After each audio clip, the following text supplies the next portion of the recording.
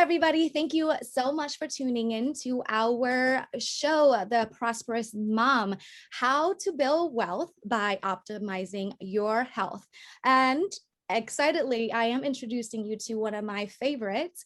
And also, I've been following Dr. Furhman for a little while, and I'm so honored to have him on to our show today to speak to us, to share his wisdom and experience and expertise in the field of health and wellness. And just to want to take a moment before, for those of you who haven't heard of Dr. Furhman, but after today you would, his background and what he does. So Dr. Furhman is a board certified family physician, 7-time New York Times best-selling author, a nutritional researcher who specializes in preventing and reversing disease through nutritional and natural methods.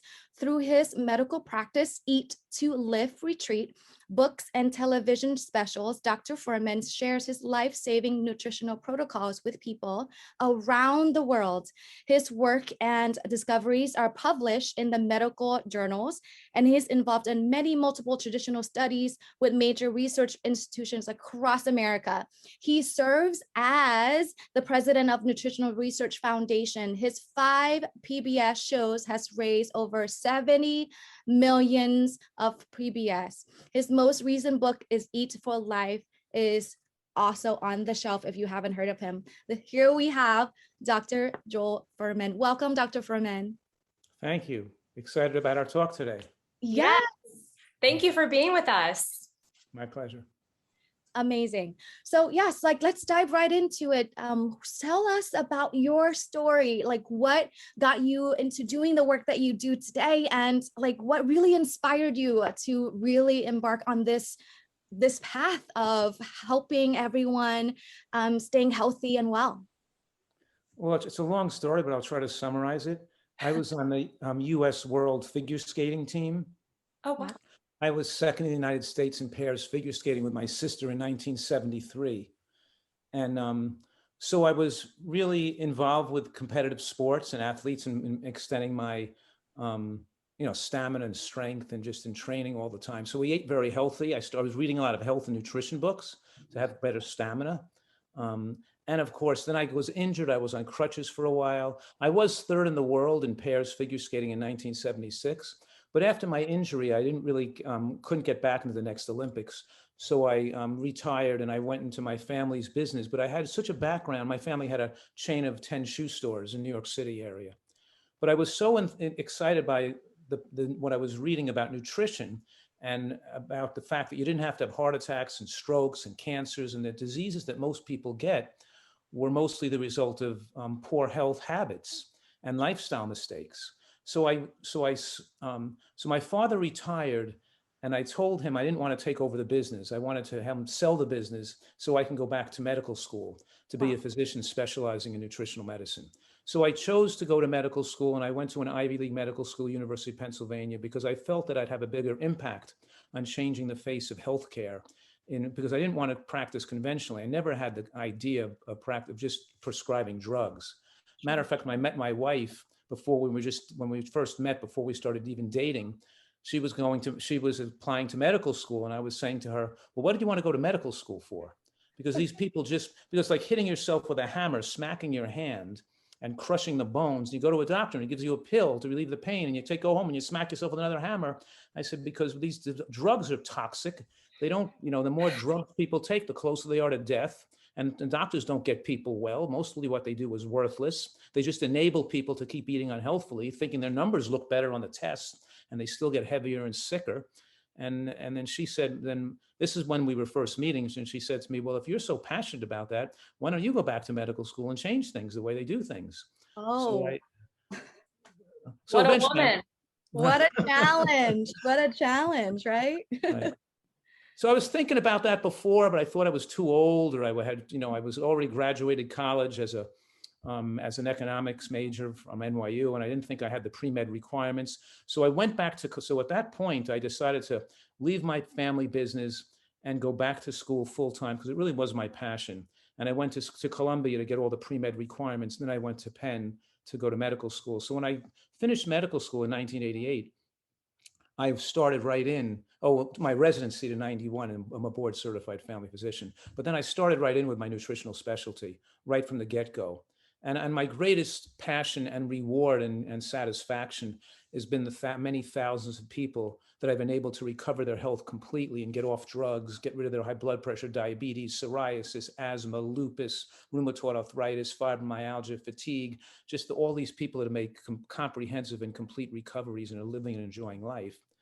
And the same, you could say, degree of nutritional excellence that affords people the ability to live to be 100 years old without having to worry about cancer or heart attacks or strokes or dementia is most therapeutically effective when a person has an illness. Then you can affect that same type of degree of nutritional excellence to reverse it, to allow them the miraculous self-healing powers of the body to fully manifest themselves and to take over and to repair the person back to normal.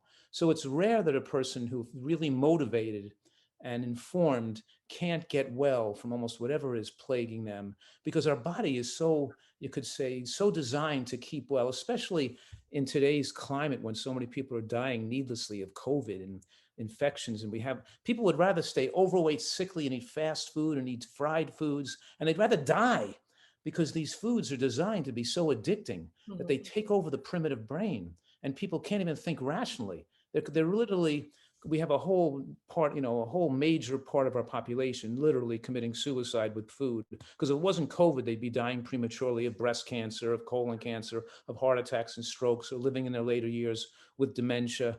And my message is a message of hope, of healing, and of that we can control our health destiny and have a life with a fantastic lifespan and play span. Because most of us doing this, we enjoy eating this way, but we also love the fact that we can still be active and enjoy the things we love to do, whether it's arts, music, sports, climbing mountains, surfing, skiing, whatever you love to do, that you'll create your full physical and mental faculties and creativity of your brain can still be fully functioning. So you could be the full person you were meant to be, the full you. Yeah. And we're talking about how can you be good? You could just two things. You can't prosper and do good in your job or your creativity or your intellect unless you have good taking care of your health, number one. And number two, what good is money if you don't have your health in your later years? Because your golden years are like become a living hell practically. You can't enjoy it. Unless you're healthy, what good is your money? You have to be healthy to enjoy it. Right? Oh my goodness. Yes, I have to say, you are preaching to the choir here, and 100%. That is ultimately our mission. As much as I am business oriented and teaching people how to develop their business and grow and really gain everything monetarily, but it's definitely ultimately comes down to, that's why I'm putting on this show, is that all of that doesn't really matter if you can't enjoy it, just like as you are saying. So it's incredible. So share with us, I'm sure, as you sound like one of the really first ones to really talk about this topic, to really get away from the conventional way of doing things. So what have your challenges have been up to this point so far with the other side of things? And have people been open and receptive to what you have to share? And did you see that change throughout the years as you have been practicing? Yes, absolutely, definitely. I think I've written about 12 books, but I think my breakthrough book was Eat to Live, that was published in 2004, but it didn't do well right away. And even the publisher said, if we could tweak this book and make it a little less strict, we could make, have you have $1 million bestseller. And I said, I don't want to have $1 million bestseller. I want to have a book that people who really have illnesses know how to get well. And if I weaken it, they won't be able to get well. And if I water it down, I'll be selling out people who want to know what's best and what's ideal. I want a book for the gold standard so people know how to take care of their health. And then I said, yeah, if a book is a bestseller, it can't possibly be a good book, or it's worthless.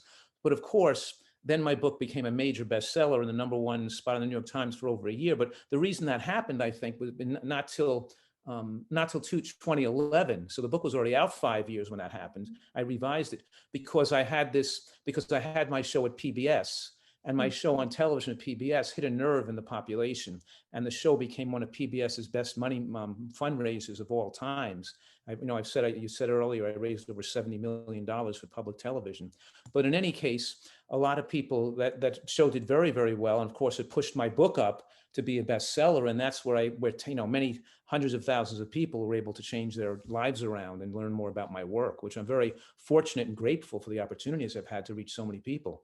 But of course, there's always the billions of dollars spent by the media, in the media, by the fast food and food restaurant industry and food industry and drug industry that opposes this. And I'm just, mini me, whatever, doing what I do with some. And of course, there's the growth of now the American College of Lifestyle Medicine, a legitimate medical specialty that's promoting the similar type of work where people to use food and lifestyle to get not just drugs to get well, but nevertheless, it's a very small segment of the population that's interested in this. There's always a pushback from other forces, sugar, salt, meat, whatever it is, the industries and people who want to live on that kind of a diet, and people who see their dietary preference like a religion, and they don't let science and they're not able to look at the science in a logical and comprehensive fashion, and people just use their egos and prior beliefs to be closed-minded about the overwhelming preponderance of evidence that shows people what they should do. There's a lot of closed-mindedness, but the major,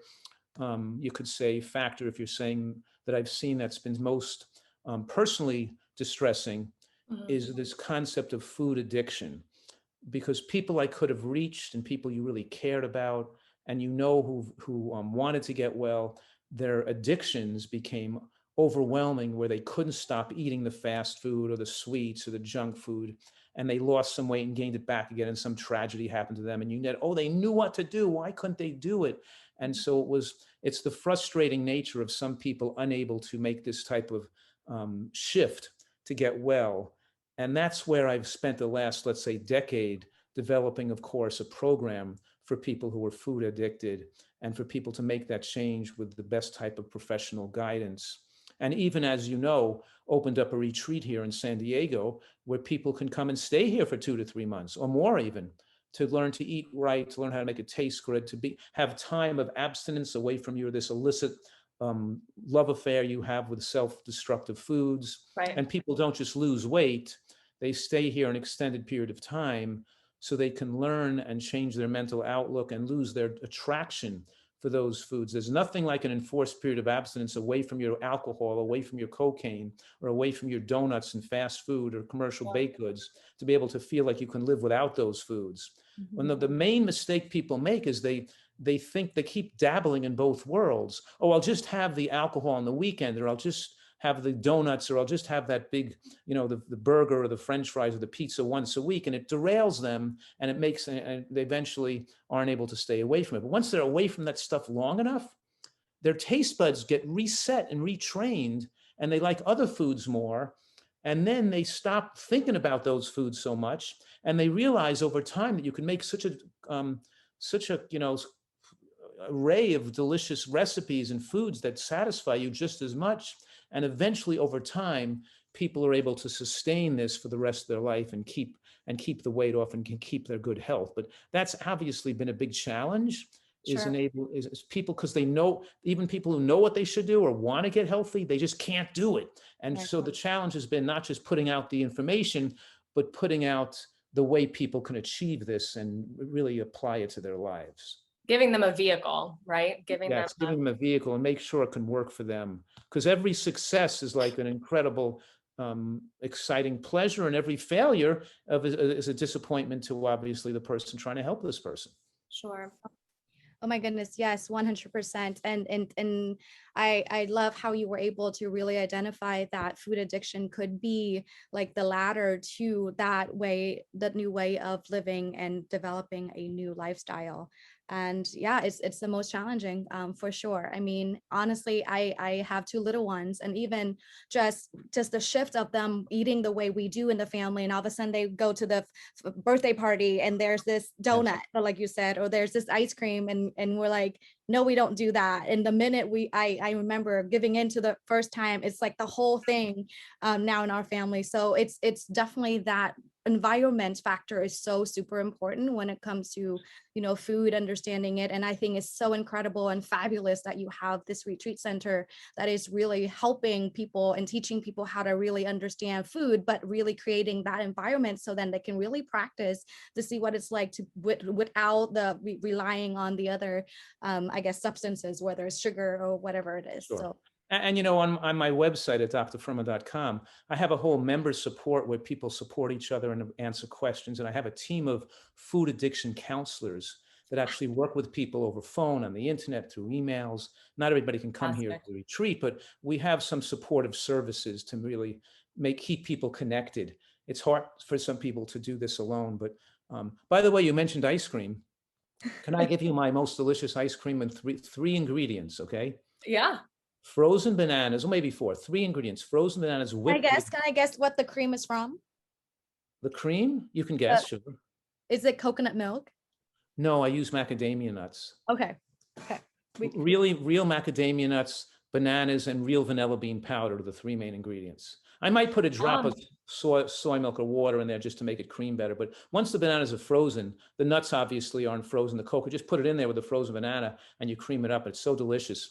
You don't even need a date. You don't even need anything to sweeten it. It's right. So, and you know, when your taste buds get strong and you're eating healthy, it tastes plenty sweet, and the creaminess and the flavor. It's just surprisingly delicious. And the secret ingredient, of course, is real vanilla bean powder, not fake vanilla extract or some kind of vanilla flavoring, but real ground vanilla beans can make and even vanilla beans have beneficial effects, you know. Sure. Fabulous. Oh, so amazing. Last but not least, so I know there is so much that you have to offer. What about those are just now embarking on this new journey of health and wellness? Like they don't know much, or where do they begin, right? Like the intention of this show is I want it to go really far, to even for those who don't have access to all of the things. How can they begin? Like how they can begin to really start a couple of things, really simple things that you think you can provide in terms of tips that they can take on so they can begin this new journey. I'll give you like the two things they could learn in 2 minutes, but I would still like people not to be self-promoting, but I still like them to read the book, Eat for Life, to get the research, to really understand the science, because you can't stick with it long-term unless you really know why you're doing something and understand it and embrace all the data and agree with it. But anyway, the two things are, number one, know what GBOMBS stands for. GBOMBS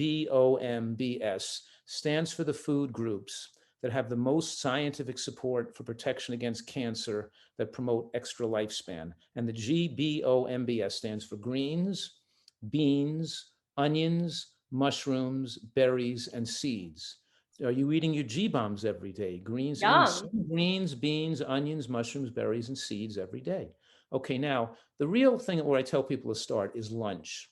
If you almost everybody that follows my plan eats the same lunch. We just get lunch right. It's the main meal of the day anyway. And everything else falls into place. The lunch is a big salad, and not a soup bowl size, but a full 9-inch like serving bowl where you put in the lettuce and the tomatoes and the shredded onion and some scallion and something cruciferous on top, sprouts or radishes or kohlrabi or kale or arugula or watercress or cabbage, something cruciferous on top. And then your dressing for the salad is made not from oil and vinegar, but from nuts and seeds in the vinegar and sauce. So the fat comes from nuts and seeds into the dressing rather than oil, because there's tremendous effects on lifespan. So a big salad with a nut and seed recipe dressing, which tastes fantastic, a bowl of vegetable bean soup, and a piece of fruit for dessert. Salad, soup, fruit. Salad with a healthy dressing, soup and fruit. If the whole world did that, we'd see a tremendous change in everything, from even the climate. I mean, obviously, we're also talking about the health of our children and grandchildren, which are going to be impacted by major climate change, loss of food, loss of habitats, pollution, burning and smoke, putting polycyclic aromatic hydrocarbons in the air increases risk of cancer. Some of the early cancers that were first found in human history were scrotal cancers and testicular cancers in men who worked as chimney sweeps, because burning wood is carcinogenic smoke. But anyway, the point here I'm making is that if we change our diet, and we stop eating so much meat and fast food, and we stop, it's going to improve the climate as well. So we've got to do everything we can to protect the planet for our children and grandchildren as well. So we got to protect our personal health and put this all together. So as you can tell, I'm very I'm grateful for this opportunity. I'm grateful for the work that you're doing to bring this, because the message is personally, but also collectively, we got to work together to change the world, or we're destroying our planet in the process. And people are talking about using less oil and less petroleum fuels, but what about, we got to stop consuming so much animal products like meat and chicken, or we're going to be, because they're raising the forests and cutting down the jungle and burning the woods and planting over feed crops and it's another major factor with climate change. Yeah. 100%. I can't agree more. And it's definitely something I have been, definitely adopting for myself and my family in the past 12 years. And it's made tremendous difference in our health, but also just seeing everything overall, and just a new understanding of how they can make a difference too, even at the age of 4, and all of that. So it's great. Fantastic. So what is the future? What does the future look like? And what do you have happening besides, of course, what you shared already with the retreat and things like that? Where can the audience find you? Where else can they find you? And what's the new future? What do you think is going to be happening in the next 5-10 years? It's funny because we have this like, people are getting healthier and doing the right thing in a growing number, but you also have, it seems, a growing number of people doing the wrong thing too, and opposing it. So it's almost like we have extremism, of people fighting. But in any case, I don't know what the future will bring, but I know that we have to feel good about ourselves. We have to feel that we're not going to feel that we didn't do something that we could have done. We have to really do the best we can for our own selves, for our own families, and for the world at large, our communities, and the connectivity of people all over the world. Because that's the whole thing, is having compassion for all people all over the world. And what we do and wherever we live affects people on the other side of the world. Yes. We're all connected now on this little ship we share. So we all have to. I'm hoping that the future brings a planet of people working together with the same outcome to better each other and for compassion for everybody, and and working in peace and good health. And there's so much science we have that could really that has the answers. If people would just apply it, we have the answers. People don't want to do it, but we have to keep fighting for that. And of course, I love life, and I love the opportunity I have to be able to enjoy my life every day and grow food and plant a tree and watch it grow and hike in the woods and go, and I'm just hoping that people can realize that they can have a really peaceful and happy life, and without the tragedies that befalls all the people around them with cancer, heart attacks, and strokes. They don't have to have that happen to them. It's a hard concept for people to grasp. I say to people, how many friends or how many people in your family have been stabbed by a knife or shot by a bullet? Raise your hand in the audience. And one or two people raise their hand. I said, well, how many people have a cancer diagnosis, have had a heart attack or a stroke? And the whole audience raises their hand. And I say, well, that's a neighborhood you got to get out of. How could you be living in that dangerous neighborhood? Get out of it right now, today. Don't be there another day, because it's too risky. And that's where people are placing themselves at such high risk with what they put in their mouth. And we have to get people to realize that they can make a choice, and they can make the right choice that's better for them, their family, and the future of the planet. Oh my goodness, 100%. Oh my goodness. It's been such an honor to have you, Dr. Furhman. And if you have just the last moment now, just for, parting, I guess, comments or tips or anything else that you can leave with us and the audience, we would love it. But other than that, it has truly been an honor to watch your work and to follow you, and now to incredibly have you on this show. And just this world is a better place because of your work. So the floor is yours, sir. And thank you so much for your time. Yes. Thank you. And of course, just to reemphasize that, don't think that this is not for you, because the primitive mind, which is taken over by food addiction, is coming up with irrational excuses why you can't do it. And whether you have high blood pressure, diabetes, whether you're overweight, or whether you have asthma or something, you think, oh, I'm too sick, I'm too old, I'm too tried it, I lost, whatever you think is the reason why you can't get well. put that aside. And what I'm saying is that your life is always going to be better, no matter where you are, what age you're at. You're always going to feel better, think more clearly, and be happier when you have better health. Sure. So I think that this is so important for everybody. So for people listening, think this is for somebody else. It sounds good, but not for me. It's not. No, this is for really everybody, and we're all going to benefit if we do this. And so you could do it, and it's fun, and it tastes great. So that's It's my a last. movement. It's an international global movement. Yes, yeah. I love that. I love Yeah, that. well, Fantastic. Thank you so much. There you have it, everyone. You heard it from Dr. Joel Fuhrman. You can do it. You have the couple of steps that you can start with already if you're a novice in this space, but ultimately, whatever it is that you want for your health, for your family, and for your community, it is possible. And through the right guidance, you know where to find Dr. Fuhrman. Thank you so much again, Dr. Fuhrman, for your time. And thank you everyone for tuning in. We appreciate you so much for the work you do for this world. Thank you. Yes, thank you. My Thank new you. favorite acronym is GBOMBS. Okay. All right, go for it. Thank All you right, so bye-bye. much, sir. Yes, thank Have a good time you. again. Take great care. We'll see you soon. Bye-bye.